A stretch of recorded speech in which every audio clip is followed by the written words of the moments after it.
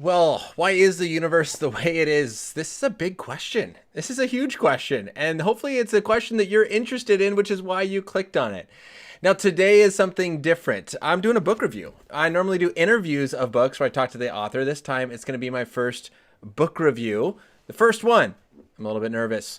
But this is going to be interesting because Paul Davies wrote this book. I read it for an astronomy class that I took. The Goldilocks Enigma. Why is the universe just right for life? He's not a Christian, in case you're wondering. So in this discussion, we're going to be talking about the fine-tuned aspects and parameters of the universe, and then looking at Paul Davies' explanation, which is not the God explanation, and really kind of why he rejects the God explanation for our universe, and discussing whether that's good or not. And so it should be fun, and then it's not just the Christian response. I'm obviously going to be giving my thoughts on the Christian response, but looking what one of the top scientists, what he has to say about this topic. So thanks for joining. If this is maybe your first time, thank you. My name is Ryan Pauly. My videos, my content, the goal of this is to help you to know, defend, and faithfully live out the Christian worldview. So trying to understand who God is and the nature of Scripture and all the answers to the big questions, defend that against other worldviews and other philosophies and other religions, as well as then faithfully living it out and applying it to the ethical cultural issues that we have today. And so we talk about science, and this is going to be the topic of today. Next week actually is going to be an interview on Islam. I have Alan Schleman from Stand to Reason coming on to answer your questions on Islam and how we can and should talk with Muslims. And then I actually just finished an interview with Daniel Carroll. He's a professor of Old Testament, I think at Wheaton College or Wheaton University, I think Wheaton College. Titled, the book that it's about is titled, well, I have it right here. I told you guys about it. Let me pull it up. Here we go. The Bible and Borders, Hearing God's Word on Immigration. That is going to be the week before Thanksgiving.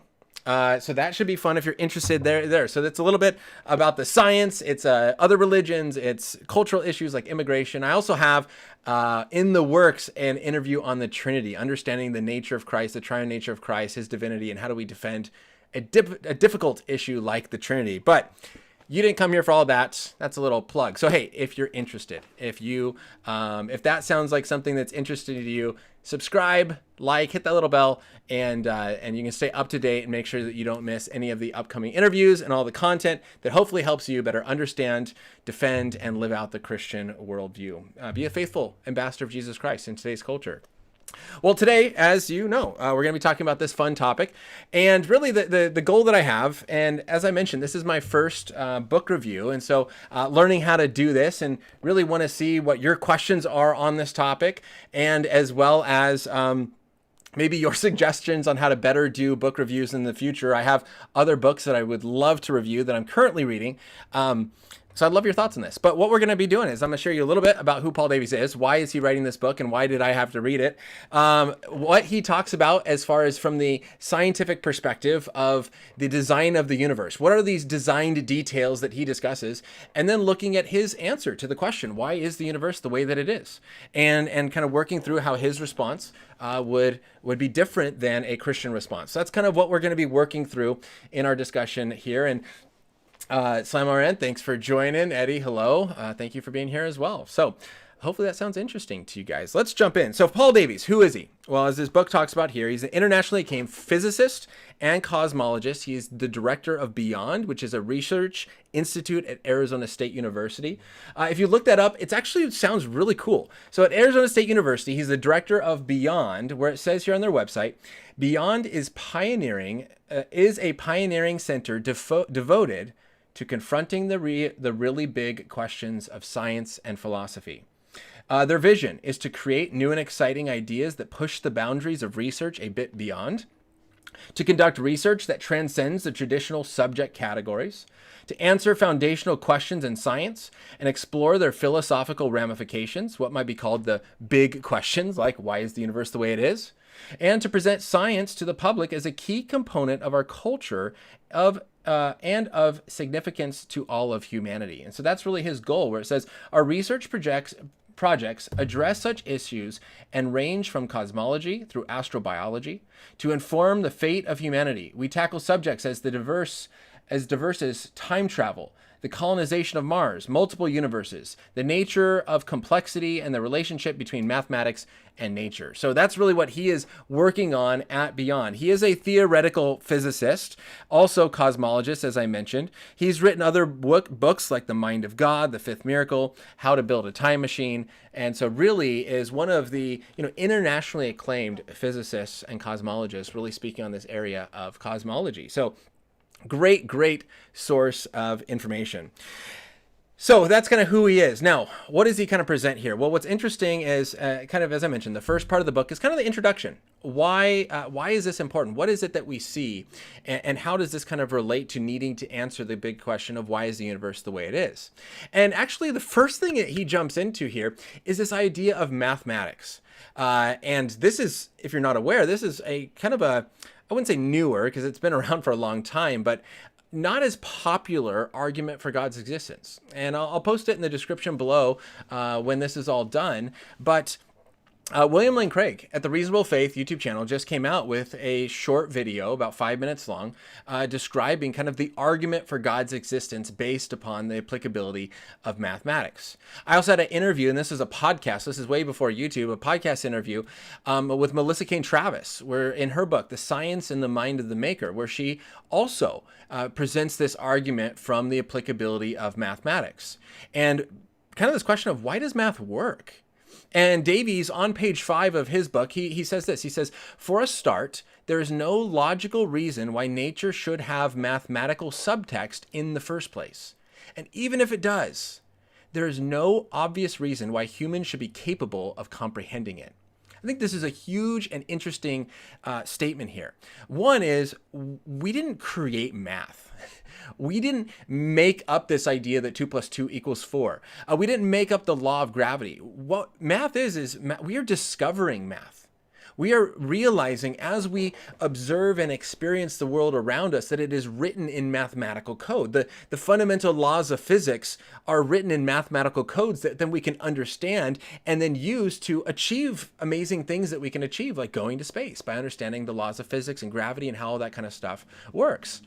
And so kind of in this universe that is brought about by chaos, why would we expect there to be this perfectly kind of fine-tuned mathematical language that is built into the subtext of creation, as he says here? And so this is a very, I think, one of the first indicators of similar to kind of like the fine-tuning, kind of the design argument for God's existence. That when we see the language of DNA, like we recognize that books need authors. You don't get the language and the words that make sense in this book if you don't have an author. It takes an intelligent mind to put together words in a way that makes sense, because there's many more ways in which you can combine letters to get gibberish than there is to combine letters to get a well-crafted, understandable sentence. And so if our not only the information in our DNA functions in a similar way as code that has to be a certain way for life to be possible, mathematics is the same way. And so he says there's no logical reason for math to have this, for there to be this mathematical subtext in the first place. But even if it does, and here's the second very interesting thing, is even if it does, there's no obvious reason why humans should be capable of comprehending it. Here's part 2. Not only is our universe ordered and designed, but we have the intelligence and the rational capabilities to understand and comprehend that order and that design. Why do we expect us to be able to perceive and observe and to learn in the way that we are too? So here, just right off the bat, in this idea of mathematics, you have two fundamental ideas that in my mind already, and I know I'm jumping to a conclusion quickly, point clearly to a creator, to a designer, to eternal mind that has given us the mind and consciousness to be able to understand these things. Why would we expect, and this is kind of like my interview with John Lennox just about a month or so ago, is if my brain is how I do all of my thinking, and my brain is the end product of a mindless, unguided, random process of evolution, why would I trust it? Right? If you knew that the computer, the cell phone, the calculator that you're about to use on your math test was not programmed by an intelligent programmer, but was the result of a mindless, unguided process of just randomness, would you trust that calculator on your math test? Now, as John Lennox talked about in that interview, and he asks his scientist colleagues, they all say no. When I give that example to my high school students, they all say no, they wouldn't trust it. So why do we trust our mind then? Right? We don't just have this brain that's the result of this mindless process. We have a mind that not only is there this design and this mathematical language in nature, but we have the ability to comprehend it. And he says, look, there's no obvious reason why we should be able to do this. So there's a first very interesting aspect of this, what he calls the Goldilocks Enigma, right? It's not too small, not too small or too big. It's just right. It's not too hot. It's not too cold. It's just right. We live in this universe that is just right for life.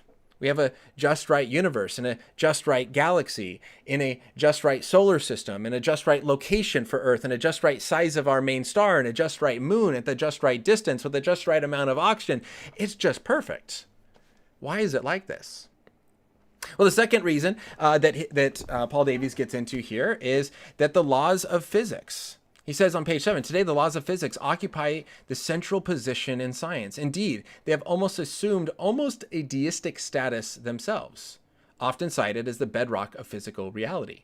So we have not only this mathematical language that it's written in, but now we have the laws of physics that really are this kind of foundational principle that guides all things. What is the explanation for this? So kind of finishing up this introduction, he's saying, does this kind of get rid of God? And he says that when scientific explanations conflicted with religious explanations, religion invariably lost the battle.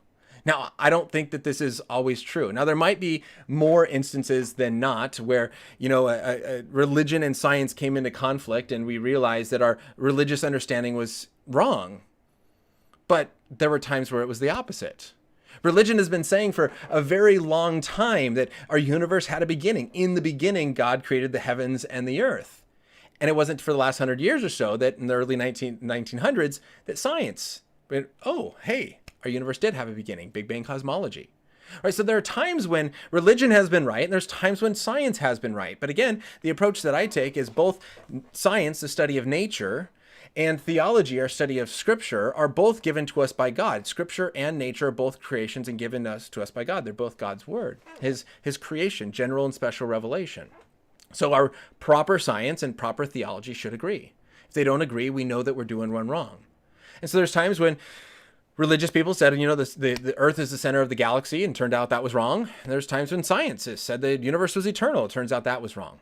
And so sometimes we when they're in conflict, we want to find that harmony. But it doesn't necessarily mean that religion has always lost the battle. We can't jump to it's always lost. There's times it's been right. Now, he then jumps on, he says, but, there are these things that we don't understand yet. But even when we don't understand these, he says, quote, this doesn't mean that we need to appeal to magic or miracles to plug the gaps. What is needed are advances in scientific understanding. Here again, I would agree that we don't just plug a gap in our knowledge with a miracle or, as he says, with magic. And we'll talk about that later at the end conclusion of today's discussion. But we need better scientific understanding.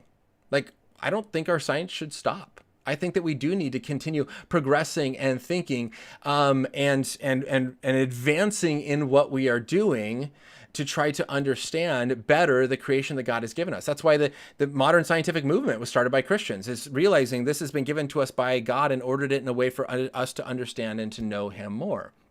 And so we should continue to advance in our scientific understanding to better understand the ways that God has designed our universe. And so he says, when it comes to metaphysical questions, though, and here's where I love what Davies does in this book. He says, when it comes to the metaphysical questions, the philosophical questions, like why are there laws of nature? Not just what are the laws, how are the laws ordered, why are the laws necessary? But now he says, why are there laws at all? He says, the situation is less clear. All right. And so I love how he's humble enough to say, look, these are questions that we don't quite have answers to yet.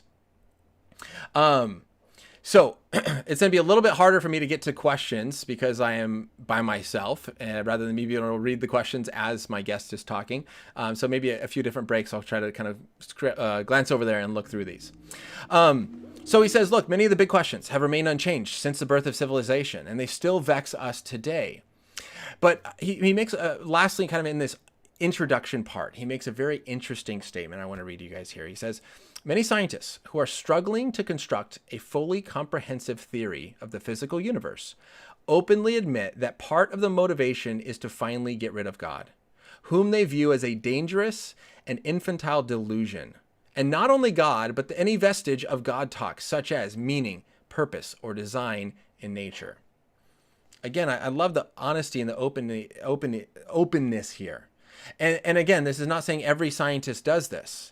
But what we have to recognize is there sometimes is a worldview motivation behind what we're doing. That we want to have this idea that like religious people are biased and scientific people are unbiased. It's just based on science. And that's simply not true. There are scientists that are trying to, as unbiased as they can, observe the data objectively. And there are religious people that try to remove that bias and observe the data objectively. And then there are biased religious people that are not looking at things fairly and they just have their religious conclusion and there's nothing that will change their mind. As well as he says and admits, there are scientists who openly admit that they're doing this to get rid of God. That's the goal. And so this idea of getting rid of meaning, getting rid of purpose, getting rid of design, we need to get rid of any of this. Why? Well, because if there's a meaning put into creation, what's the purpose of life? What's the meaning of life? Then, well, why are we created? It's a simple explanation. If I have my iPhone here, you ask, well, what are you supposed to use it for? Well, what's the purpose of an iPhone? Well, to get the purpose, you have to go back to who created it. What was it made for? Right? That's with anything. Why is there this on here? Well, because it's made for coffee. Get some right now. It's made for coffee. And when it's hot, you want to be able to hold it and not burn your hand. Right? We can go back to who designed the coffee mug and we can learn what they designed it for. What's the purpose of this? And there are some objects that you look at and maybe it's not as obvious of what the purpose is.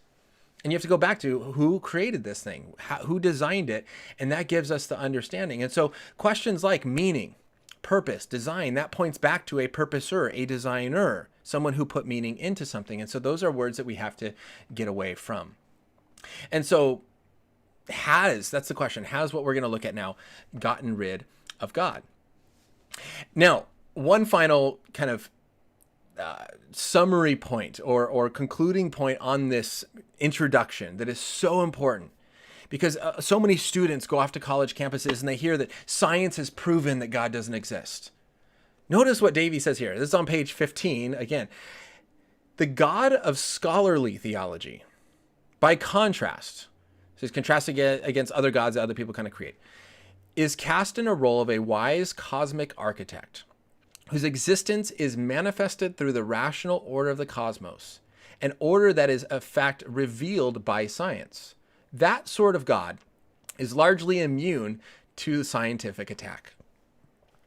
Now, some may think that this is like an escape, like, oh, you just have defined God in a way to remove him from any sort of scientific attack. And the answer is no, that's not what we've done. Right? We're trying to accurately represent who God is. The point, though, is the biblical view of God, who is outside of nature, who is a supernatural being, non-physical being. If science is the study of the physical world and God is a non-physical being, then science can't come to concluding factors one way or another. Right? That's why in other interviews, I've talked about this idea that you can't prove God exists with science and prove he doesn't. Right? We use science to provide evidence in support of premises that are in philosophical arguments that have theological conclusions. I think that was the way that William Lane Craig put it, or even Melissa Cain Travis quoting him. Right? We use scientific discoveries and evidence to support premises that are in philosophical arguments that have theological conclusions. Right? So you can, for example, like the cosmological argument that says if everything that begins to exist has a cause, the universe began to exist, therefore the universe has a cause.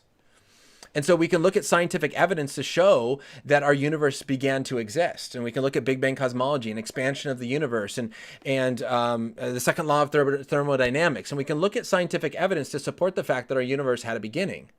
And then we fit that into a philosophical conclusion that therefore our universe began to exist.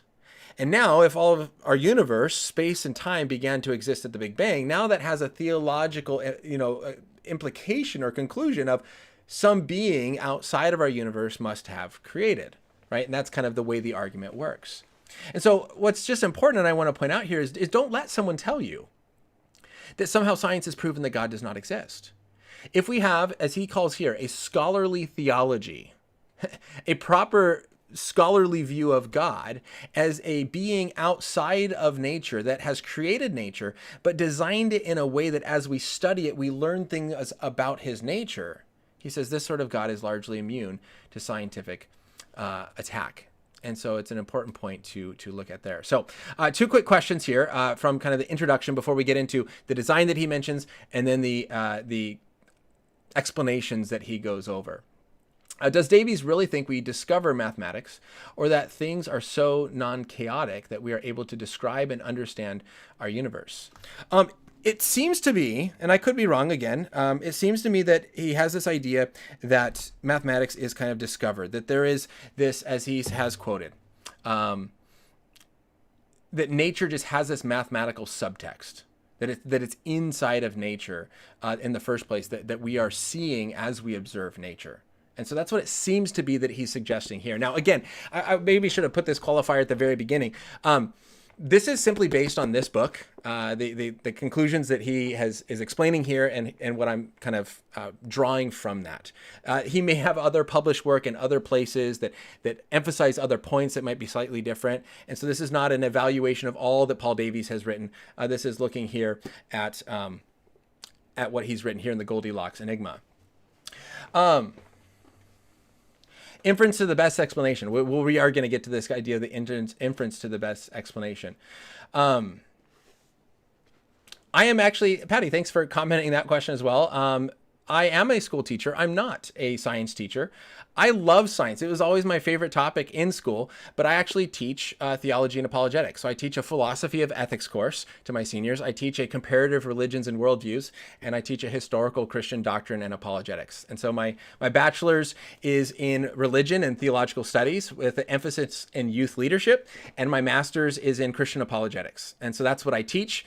But I have my certificate in science apologetics from the Reasons Institute, which is where I took the astronomy course that made me read this book. And so I do have a love for science. I think it's one of the most fascinating ways that we can understand, or just an interesting way that we can understand God. And the reason I also love science is because I think it's the main way that students get challenged and attacked.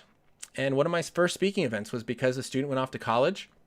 I was in science courses and left the faith and then came back and told all the kids at youth group, you can't be a Christian and a scientist, so I'm choosing to be a scientist. And in fact, just a few weeks ago, I was speaking at a church and a father said his son had walked away from Christianity. And I said, why? And he goes, well, he took a class on evolution.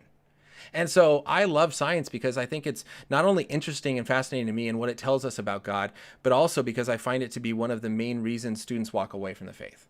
And so to help them have a proper view of science, seeing how science fits in with a Christian worldview to me is fun and necessary and needed. And so that's why I love taking the time. So thank you for that comment. All right, so let's jump in quickly. I'm already talking way longer than I thought I would. Again, I got to learn how to do these book reviews a little bit better. But hey, all right, what about the design aspect? Well, we'll go over this somewhat quickly. So he runs through quite a few of the kind of common aspects of how our universe is designed, right? Why it's just right for life, the Goldilocks zone. Talking about expansion, right? If we expand too fast, we don't exist. Because you have to expand at the right speed for the right elements to form and planets and galaxies to form. So if you expand too fast, it doesn't give the time for the galaxies to form. If you expand too slow, gravity actually pulls back and then you collapse back in on itself. We can understand, how the universe began. And he has this whole chapter on the universe beginning. He says on page 55, how has the universe contrived its explosive genesis with such exactitude that there has been no distinguishable difference across the sky, even between regions that haven't been in casual contact? It is this, I love this example. It's as if a troupe of blind and deaf ballerinas were to perform a perfectly choreographed dance. So here's what he's looking at is just the initial conditions of our universe and the expansion and how perfect expansion and gravity had to be. It's as if blind and deaf ballerinas performed a perfectly choreographed dance. And just kind of the unreasonableness of that, the unlikeliness of that. Now, what happened, well, before the Big Bang, right? You have this idea of, creation from nothing. And he talks about in the book how some people want to define nothing as empty space. That would be Lawrence Krauss's idea, right? Nothing is the absence of something, as Lawrence Krauss talks about. But that's kind of like looking in your refrigerator as a child and opening it up and it's full of food and you say, Mom, Dad, there's nothing to eat. Well, no, there's a lot to eat. There's just nothing you want to eat. So the question here is, if we're going to define this, there was nothing before the Big Bang as empty space, well, empty space is actually something. It's empty space. So a better explanation here is that nothing actually means no thing, neither space nor matter. It actually means nothing. Now, here's a very interesting, and here's where we can use scientific data to pull out theological conclusions. Davies writes on page 69, he says, you can't have time without space, or space without time. So, if space cannot be continued back through the Big Bang singularity, then neither can time. This conclusion carries a momentous implication. To repeat, time itself began with the Big Bang. Now, what he gets into is this idea of the Big Bang and the singularity, where all of our universe comes back for all of eternity into this infinitely dense point to where there's literally nothing. And that's the beginning. And he's saying that space and matter do not go through that singularity, that before the Big Bang, that there's no space. And if you have no space, you have no time. So that time itself began at the Big Bang. Stephen Hawking said it something like this, where he says, virtually everyone now agrees that both time and matter came into existence at the Big Bang. Now, here's why this is a momentous implication, according to Davies.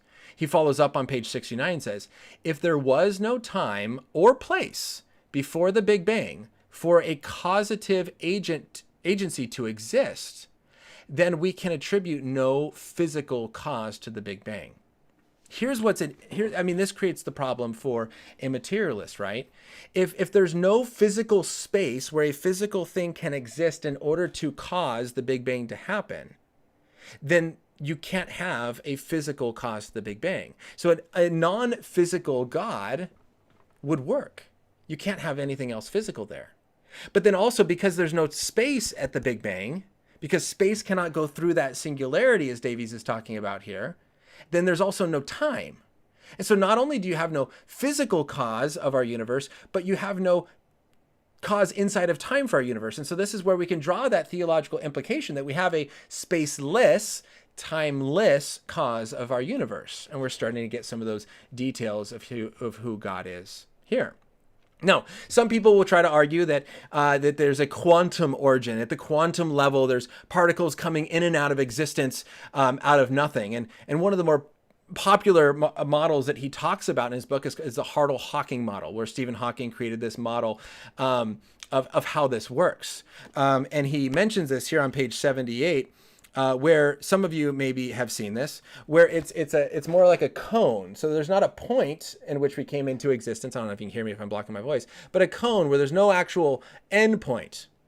And he says here on this page, describing the Hartle-Hawking model, he says, in this highly schematic picture, based on the proposal by Hartle and Hawking, the universe is bounded in the past, but there's no singular origin at which it suddenly switches on.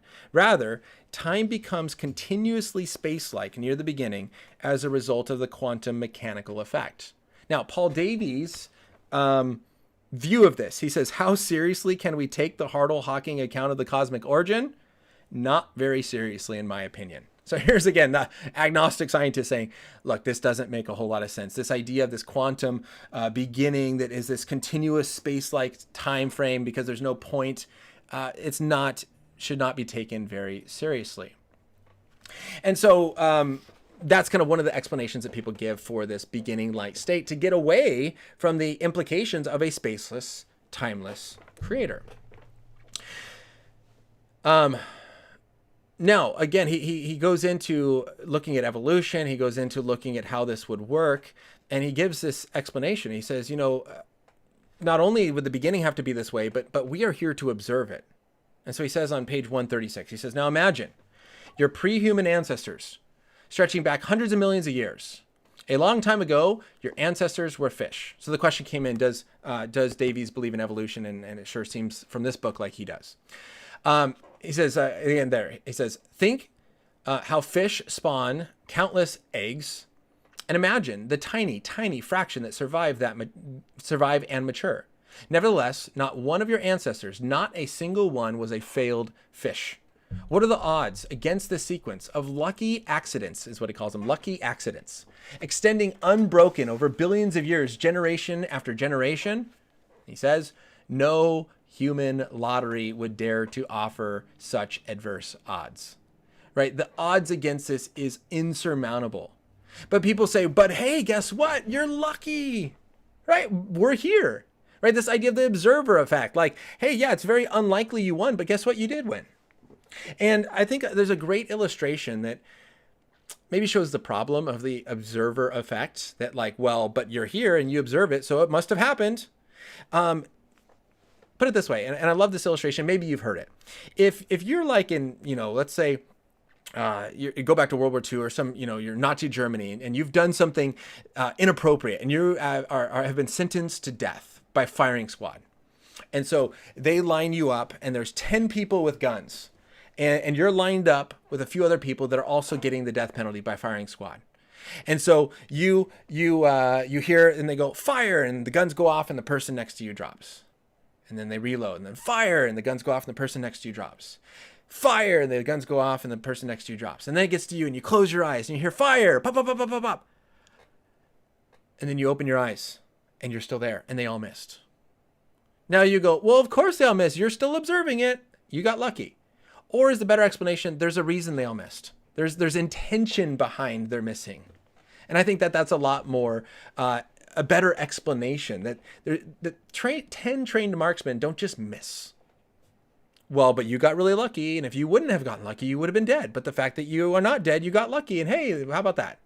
No, the better explanation is there's a reason they missed you. They missed you on purpose.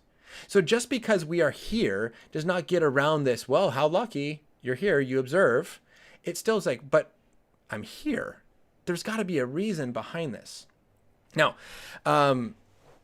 lastly, to kind of go over the explanations here, and hopefully I'm not boring you guys with all of this scientific data that he's laid out. Some of it was over my head, but it was very interesting. He talks about the weak force. And he talks about this cosmic designer machine, which again, I think is a great illustration for a God explanation, where he has what looks like, and it's probably going to be a little bit blurry, but what looks like a God type character, what people would draw, the big long white beard, and he's changing all these little dials. And he explains kind of this idea of there's all these fine-tuned dials that have to be just right for us to exist. And he quotes on page one, I quote from page 145, he says, if gravity were a bit stronger, all the stars would be radiative and planets might not form. If gravity were somewhat weaker, all the stars would be convective and supernovas would never happen. And if we don't have supernovas, then we don't have material getting spread out through our universe and we don't exist. He says either way, the prospects of life would be diminished. He talks about the size of neutrons on page 145, that this neutron has to be exactly the size it is. If it was bigger or smaller, we don't exist. And then he says, the collection of felicitous coincidences in physics and cosmology implies that the great designer had better set the knobs carefully, or the universe would be a very inhospitable place. How many knobs are there? The standard model of particle physics has about 20 undetermined parameters, while cosmology has about 10. All told, there are over 30 knobs. What are the chances, as he talks about in his book, of getting 30 perfectly set knobs, right? It's like, you're taking the shower and I got one dial, and sometimes it's hard to get the right heat. Or you have, the faucet has two dials, hot and cold, and sometimes it's, too hot, nope, too cold, and it keeps changing. It's hard to get the right heat. And my bicycle has 22 gears, but sometimes there's just not the right gear, right? And it's difficult, right? If you've ever ran sound at a concert, and you have this soundboard, and there's all the knobs, right? If one is too loud or too quiet, like to get the perfect sounding band, all the knobs have to be set at the perfect place. And then you still get feedback, and you still have issues. And so here he talks about 30 different knobs, 20 within physics, 10 within cosmology, that have to be exactly the way that they are. And his estimation for the likelihood of this is getting heads 400 times in a row. So flipping a coin and getting heads 400 times in a row. Now, he then gets into the explanations. And he says, there is indeed a way to explain it, but it represents a huge departure from the way we normally do science. And many scientists are aghast at it. But as we shall see in the next chapter, it may be the only answer. And to that would be a multiverse. Now, quickly before we jump in here to the explanations, I want to just say, from my perspective, and I've learned from Reasons to Believe and Hugh Ross, and he's been on my show quite a few times, and all of his scholars have been on the show, and we hopefully are planning something in the future on evolution. But they don't take the approach of arguing for God from design based on probability, this idea of how unlikely it is to flip a coin 400 times in a row and get it. So therefore it must have happened. Because you can always come back with like the famous Dumb and Dumber line, like, you know, what are the chances of a girl like me and a guy like you getting together? And she's like, 1 in a million. So you're telling me there's a chance, right? No matter how unlikely, someone can go, well, we can get really lucky. And so anytime we're kind of based on probability, that can be a response of, well, we can get really lucky. And maybe, now sometimes it's luck is too crazy, it's not happening, but that can always be a response. For that reason, Reasons to Believe, and I like this approach, they talk about this idea of not arguing from probability, but arguing from similarity, right? Of this idea that we look at a book and we know, based on the information, it has to have an author.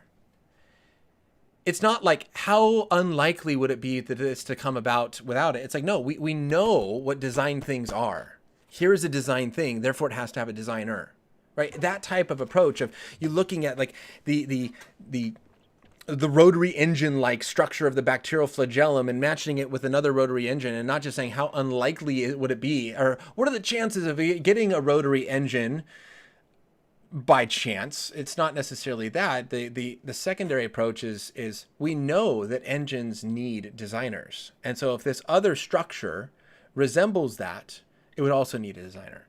And so that would be the approach. Now, the question came in, Slam, thank you for that question.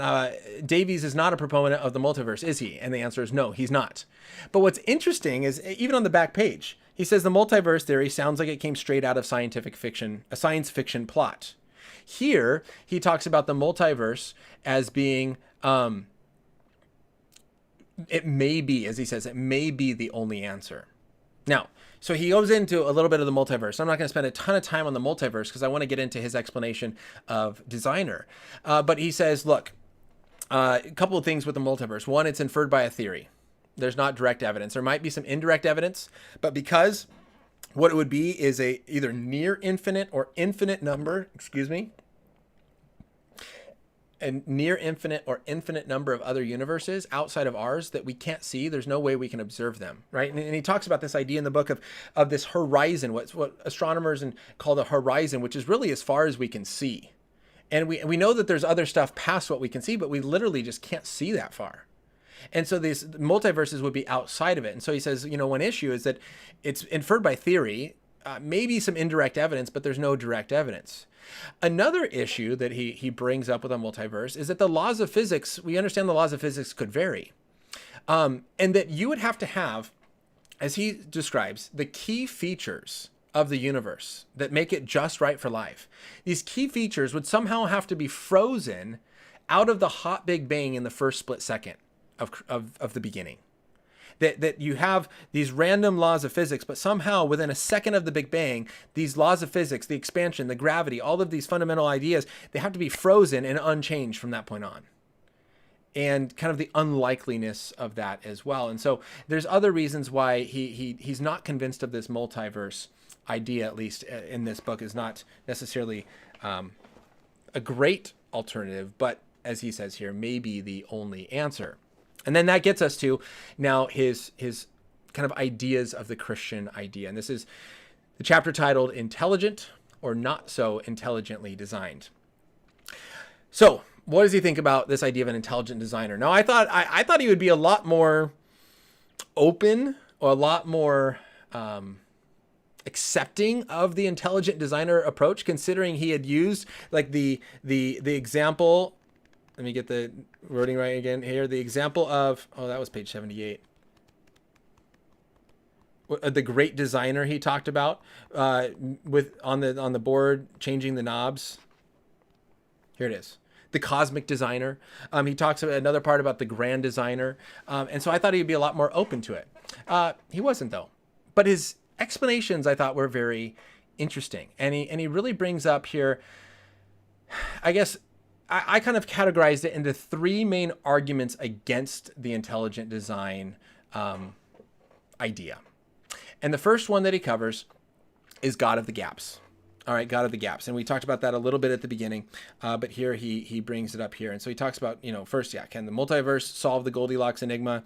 And really not super well. The next one, though, is the God of the gaps, or the intelligently designed aspect. And he says, many gaps have indeed been plugged. One of these, in fact, is the eye, the favorite example of irreducible complexity of the 19th century. And so, there's ways in which, the God of the gaps idea is this understanding of, we don't know something, and so we insert God into that gap in our knowledge and say, okay, God did it. And so we don't understand how the eye became the way it is, and therefore we say, well, God must have created it. It's too irreducibly complex. And he says, well, that's been solved. And so these gaps that we used to claim were God. Now you could go further back and say, people didn't know how the rain happened. And so, okay, the gods must be crying. And then we learn about water cycles. And then there's the thunder and lightning. And we're like, Zeus is mad throwing down lightning bolts. And then we understand how lightning actually works and thunder. And then the seas are going crazy. And it's like, okay, well, Poseidon is upset. And then we learn what causes, waves in the ocean and that sort of thing. And so these are often presented as examples of ways in which religious kind of God-thinking people would not know how something in our universe worked and then plug that gap in their knowledge with, well, God is doing it or the gods are doing it. And over time, we have been filling in some of these gaps. And he says that this is going to keep going. And so the question is, well, is it this way? And these kind of are three reasons on why to not believe in the God theory. And so the first one is God of the gaps, that many gaps have been plugged. And that could be true. Many of the gaps has been plugged. The issue here, though, is if there's a gap in our knowledge that we don't know what it is, and we say, well, science will find an answer, as mentioned, you kind of have science of the gaps, or you have naturalism of the gaps. All right, this was, in a conversation I had with naturalist atheist Tom Jump, and then I kind of accused him of doing, where he would say, well, maybe there's a natural explanation out there that explains it. I'm like, that's naturalism of the gaps. You don't know, and so you're just assuming a natural explanation. Why do you get it that you can't do that? The question is, if we don't know, the answer should be, we don't know. But I also don't think, as all the times where we're accused of making God of the gaps arguments, I don't think we're actually just plugging God into a gap in our knowledge. Now, he then goes on to say, if there is a designer, this being is clearly not micromanaging the process really well. And he kind of goes in this bad design aspect. Well, what about the problems? And I think, again, like the bad design argument assumes that there's a right design. Right? Like, you can only argue that this coffee mug has been poorly designed if you know what a better use or the purpose of the coffee mug is. Like, and again, he argues at the beginning that scientists want to get rid of purpose, design aspect. And so to say that this has been poorly designed is you're saying that there's a purpose for which this could work better. Right? So is the phone poorly designed? Well, in some ways it is. Like, my phone can't, run Google. All right, one of my best friends worked at Amazon in one of the computing just complexes where these buildings are just full of computers. My phone cannot do that. It's not designed for that. Well, does that mean my phone has been poorly designed? No, of course not. Because if I had something so powerful that I could run all of Amazon, then it has to fit in buildings. I can't put it in my pocket and carry it around and hold it to my face as I talk. And so you have to look at what is the purpose of this to know if the design is bad or not. Now, secondly, with that, even if something is poorly designed, it doesn't mean that there's not design, right? So you could look at some 10-year-old's treehouse, and you could look at how it's badly designed, and the pieces of wood are not connected and the nails are sticking out and the roof leaks. But even if that's the case, it doesn't then mean there's no design, right? And so when we try to use this argument like there's poor design, therefore there's no God, that is a jump that the evidence doesn't actually give you.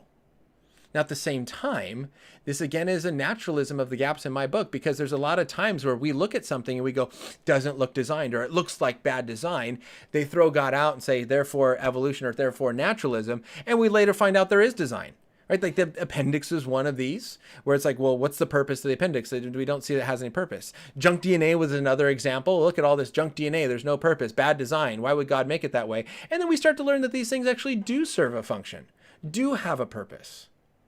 And so in the same way that he's accusing Christians of just filling the gap with God, and rather we need better scientific advancement and scientific knowledge, I think naturalists often do the same thing, where they say, this looks poorly designed, therefore no God.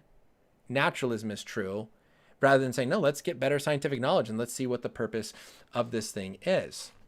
And he ends with this section as saying, but that is no, even though there are these gaps in science, that's no excuse to invoke magic to fill the gaps. And again, like, I don't know Davies and I could be off on this, but again, like, that type of language makes me assume, like, really? Invoke magic to fill the gaps? Is that what you think the Christians are doing? Is that what you think intelligent theists are doing, is just simply invoking magic? No, the idea of a designer designing something is not magic. And so it seems to not take and my ultimate critique for my paper in this is I think it doesn't seem to take the scholarship of Christian theologians and Christian scientists seriously. And so that's kind of the first one, is this God of the gaps, this bad design. God should have made it better. And that it suggests that there's a way that it should have been done. Second reason that he mentions here of kind of why the God intelligent design explanation does not make sense is he calls it a violation of the laws of nature, is the miracle. He says, there is no doubt that even in this crude form, the hypothesis of an intelligent designer applied to the law of nature is far superior than any designer considered in the previous section, who violates the laws of nature from time to time by working miracles in evolutionary history. So his argument here is, if there is a designer that designed the laws of nature to then have creative abilities, that would be better than having a God that designed things, but then also still has to do miracles. That's not as good enough. That's not better design, right? And so his argument again here is, he kind of throws out the God explanation because he says it's better to not need miracles. In fact, that's not very intelligent at all. And so if you're going to claim that there's an intelligent designer, but he designed something in a way that he needs to do a miracle, then it's not very intelligently designed. He says, if I were God, how I would have done it is by creating natural laws that have creative abilities where then they do everything. And I find that very interesting. And there's some way in which I agree with that's how God did it. Like, if you watch my channel enough, you know that I'm a progressive creationist. I hold to old earth creationism, where I think that God was able to create aspects of our universe through using a natural process. And I don't think that that takes away from creation at all, right? I use the examples of Jesus and his miracles to defend this idea, where Jesus could have at times just spoken wine into existence. He could have said that there be wine, and wine could have appeared right before him. But instead he turned water into wine. Did he need the water? No, but he did it that way. I don't know why, he did. Jesus at times said to people, open your eyes, see, stand up and walk, and they did. Other times he spits in the ground and makes mud and rubs it on their eyes so that they can see. Well, did he have to have the mud? No. Why would he use the mud, a natural thing, in order to do a miracle? I don't know, but he did. And so, man, when I'm talking the whole time, I get thirsty. And so this idea that God could have designed the natural order in a way to have some sort of creative abilities, I think is true. In the same way that we design machines to then create products, right? You know, the assembly line. But we would never say that just because this machine now is creating this product that there's obviously no intelligence behind it, right? You still need that intelligence, and it is beautiful. But at the same time, I think this also takes away from miracles. Miracles are not a violation of the laws of nature. God is coming in and working in an incredible way, again, to show that he's present, to show that he's there. He could have set up the system in a way that he did it Davies' way, where he sets up the whole system the whole way and stands back like a deistic God and is not involved. But God doesn't want to be like that. God wants to be involved in our lives. He wants to act and move in our lives. He doesn't want to be a parent that just gives you the way to succeed and then stands back and does nothing. It's here's the way to succeed, and I'm going to be with you in it, right? We serve a relational God that wants to do miracles to show himself present in our life, not to stand back in a deistic way and just give us this process because he wants to show how amazing he is.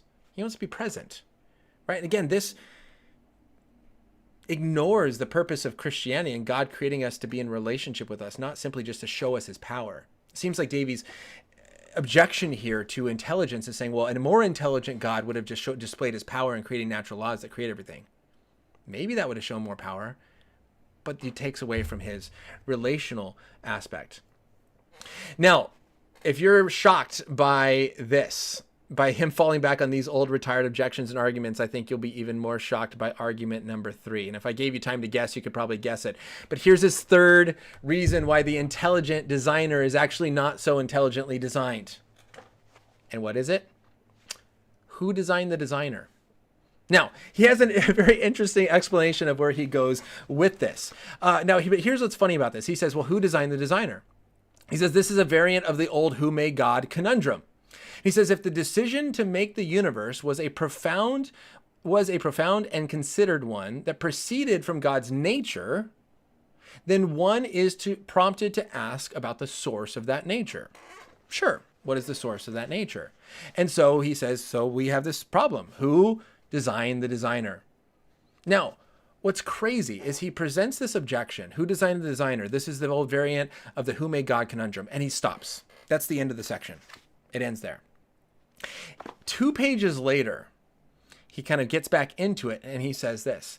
Theologians have confronted the who made God argument for centuries and have had plenty of time to come up with the interesting answers. And then goes into the theological explanation of God as a necessary being. And as a necessary being, he has to exist because he does not rely on anyone else for his existence. And I'll have to put up another short video responding to this if you're curious on how to respond to the who designed the designer, who made God argument, because I haven't answered other places and I don't have the time to get into it here. But it's been answered forever. And so he uses this argument to show, well, if God created, then who made God? But then 2 pages later say it's been answered. Now, here's how he responds, though. And I thought this was interesting. He goes into the Christian explanation and he says, but God, and here's his I guess his objection or his refutation to the Christian explanation of God as a necessary being. He says, God did not necessarily create the universe as it is, but instead chose to do so, right? So God didn't have to create the universe. God chose to create. True. But now the alarm bells ring. Can a necessary being act in a manner that is not necessary? Does that make sense? On the face of it, it doesn't. So here's his conclusion is that a necessary being would have to act in necessary ways. And the fact that God chose to create rather than needing to create, or it's necessary that he creates, can a being do that? And to me, this is kind of like I just completely blanked on the term. To me, this is the logical fallacy of, oh my goodness. Anyways, where you switch the definition of a word halfway through. I just taught logic like 2 weeks ago to my students and I'm blanking. Equivocation, there we go. The fallacy of equivocation. Where being a necessary being means that he just doesn't rely on anyone else for his existence. God exists necessarily. He can't not exist.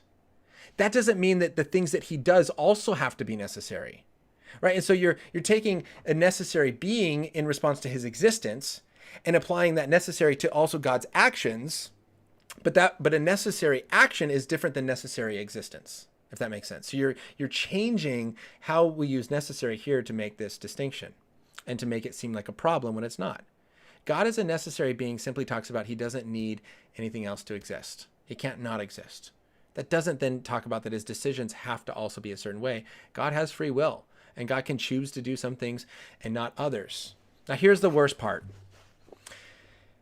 After this explanation of God as a necessary being, who designed the designer, that miracles are a violation of the laws of nature, God of the gaps, I kid you not, here's what it says. He says, confused? Or maybe you're confused. Maybe you're having a hard time tracking with me. Hopefully you're not. He says, confused? I certainly am. I am not an accomplished enough philosopher to evaluate these explanations, which have become very technical. And to me, I went, man.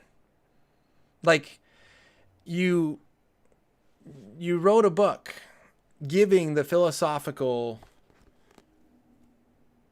answers to the question, why is the universe just right for life? He's the director of Beyond, which is confronting the reality of big questions of science and philosophy, and then goes into some very bad arguments against God, even though he spent this entire book talking about the design and the order, and we should not have the ability to understand this, and we shouldn't be able to see this, and how crazy is this? It is so unlikely that there has to be an explanation. He even uses the illustration of a great designer and the cosmic designer adjusting all these knobs, and then rejects the actual intelligent design argument for God of the gaps, miracles are a violation of the laws of nature, and who designed the designer, but then ends by saying, but I'm not an accomplished enough philosopher to evaluate these explanations. And look, I'm not a PhD philosopher, but I don't think you have to be to understand that some of these arguments are just not good. They've been answered. This is equivocation. This is jumping to conclusions that don't follow logically. Like, this shouldn't take an advanced degree in philosophy in order to be able to recognize that this simply doesn't make sense.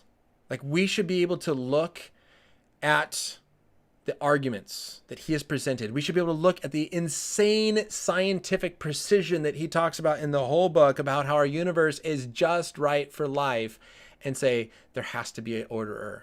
Right? That's the Goldilocks Enigma. That's the problem. Like, that's what Goldilocks. If you have a bowl of soup that's the just right temperature, and not only is it the right temperature, but it's the right amount of soup, and not only is it the right amount of soup, but it's also the right flavor. It's not too salty, not salty enough. It's not too much meat. It's not too little meat. It's not too much water. It's not too little water. It's not too much pepper or too less pepper. It's not too hot or too cold. It's just perfect. You know that there is a cook that made and heated up and left out that soup. And if it had been sitting there forever, it would be cold. And if it just came out, it's too hot.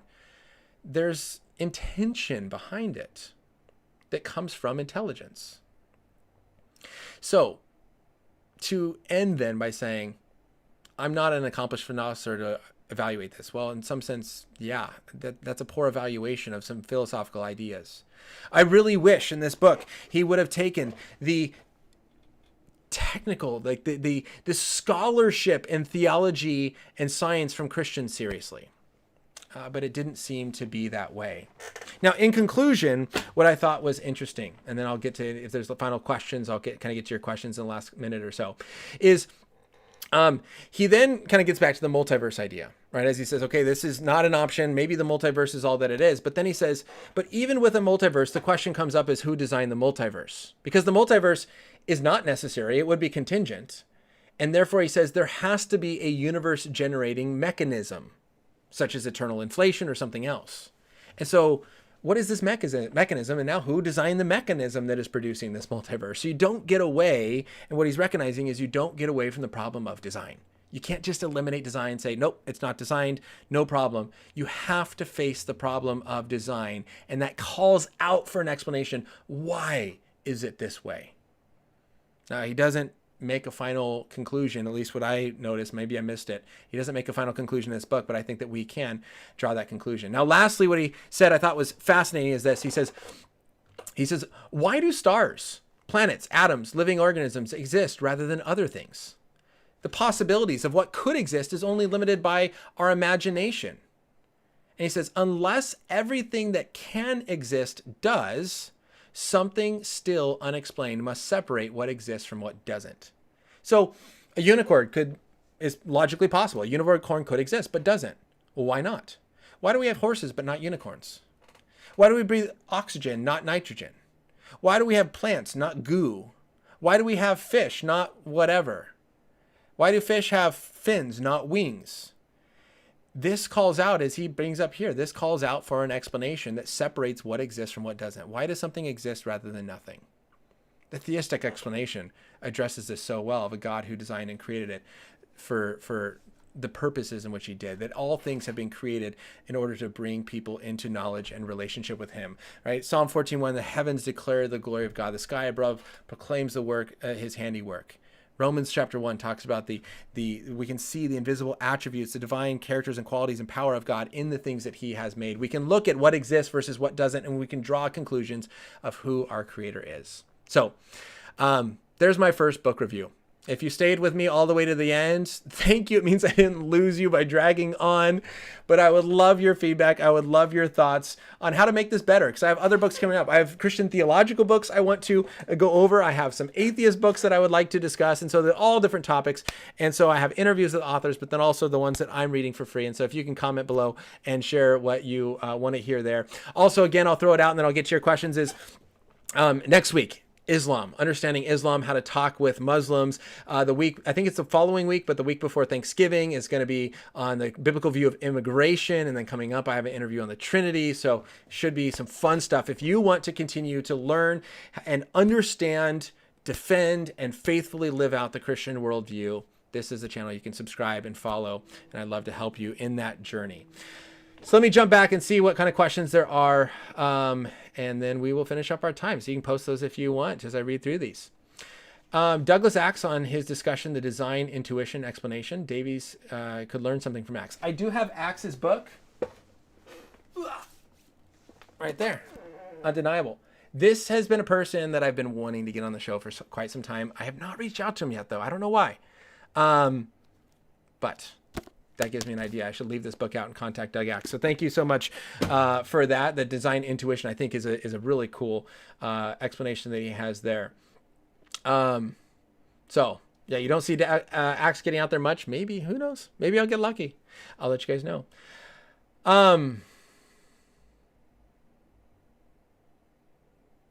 Yeah, why do we have life? Why is there anything at all? I think this is a difficult question to answer from a secular perspective. Why is there something rather than nothing? Either nothing created everything out of nothing, or someone, right? And we can look at the way that creation reflects God. And even as Davies talked about at the beginning, that the theologically informed picture of God has a God who is created in a way that we can use science to understand and see, to see his creative powers and abilities. I think that's a very beautiful thing of our relational ability. This, and also these desires, right? Kind of a C.S. Lewis explanation too, where you have these deep desires and these longings that we have for justice and peace and love and relationship, and these ways in which these things point to a God who is loving and created us in these ways. I think there's so much. And there's so many cool things that we can look at to see the beauty of who God is and how he has created the world to be. So, thank you for being here. Thank you for watching. If you've enjoyed this, share it. Let me know how I can improve. I keep looking up how to do book reviews, but they're all like written book reviews on like literature books. So I'm not quite sure how to do these, but I'd love to improve. Keep doing these. Thank you for watching. Thank you. I didn't hopefully lose you if you're here to the end.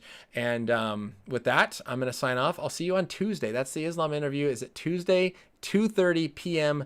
Pacific time. See you guys then. Have a wonderful rest of your day. God bless.